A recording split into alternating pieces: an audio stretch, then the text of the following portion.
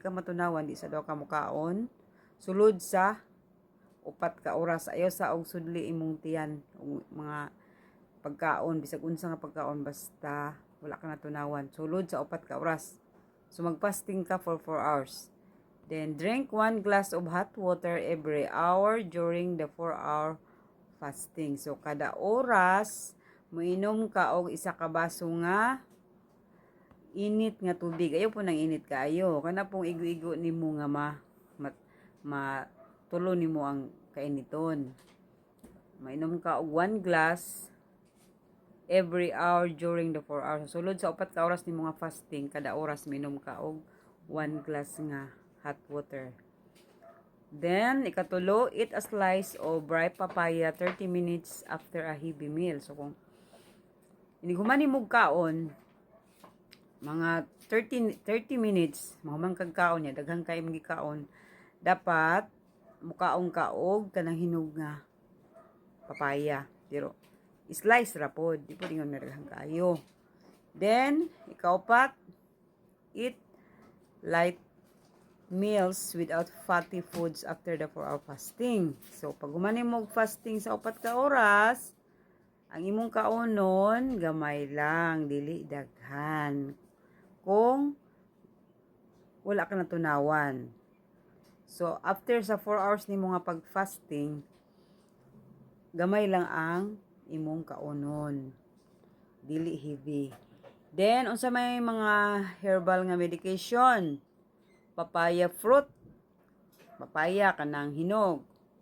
Eat as a fruit dessert. So, iniguman mo kaon sa imong light meals, mukaon din ka og papaya. Himon mo siya nga dessert.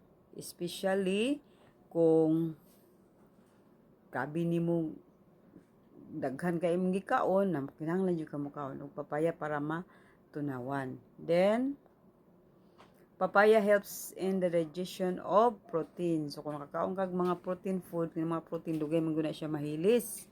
Sama sa isda. Dugay kay na siya hilison sa imong tiyan. So, kailangan ka og papaya para motabang sa pag-digest ito nga imong gikaon. Then, ikaduha nga herbal medication is kamachili leaves. Ay, imong ipabukal ang 1 cup nga kamachili leaves in 5 glasses of water for 10 minutes. So, 10 minutes guys, 1 cup nga kamachili leaves nya sa 5 glass of water, ipaboil nimo siya for 10 minutes. Then, add 1/2 teaspoon of salt. So, butangan nimo siya 1/2 teaspoon nga salt. Then, drink the decoction following this dosage. Ang adults, 2 cups initial and then 1 cup every 4 hours muna sa adult.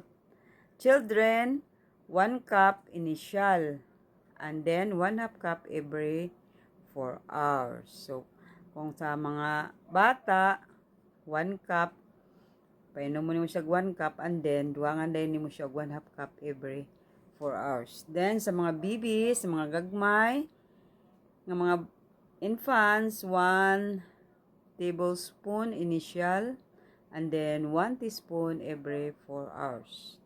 Then, unsa pa gyud ang mga leaves nga pwede nimo, herbal leaves nga pwede nimo gamiton?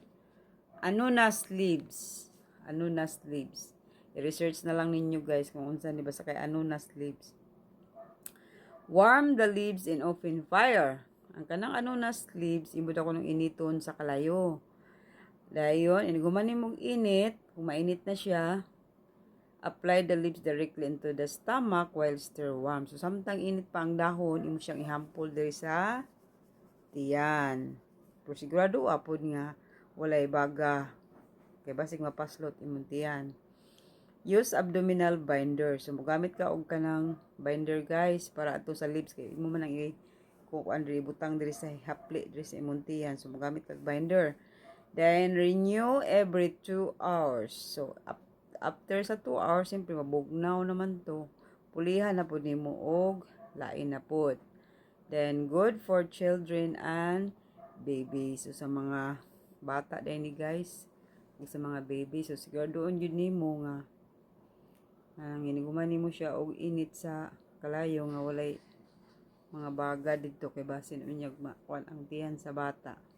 So muna siya ang healing wonder of herbs sa mga wala natunawan nga adult, children o babies.